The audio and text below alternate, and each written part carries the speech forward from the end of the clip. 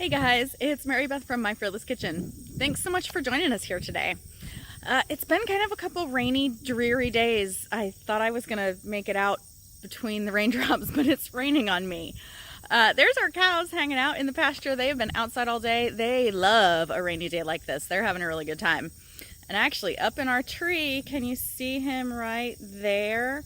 That's our big hawk. We don't know what kind of hawk he is. I've never gotten any closer than this.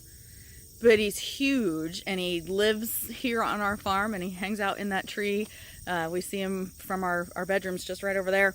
We see at our houses over there. We see him from our bedroom window every morning. So he's kind of our good morning bird. Luckily, he's not loud like a rooster. But with all this dreary weather we've had today, I've been needing some comfort food. I don't know about you guys. So I've got two awesome slow cooker chicken recipes for you. One is a slow cooker Hawaiian chicken, and the other is a slow cooker chicken taco soup. Both super easy to throw together, perfect for a cool, rainy, fall-ish day just like this.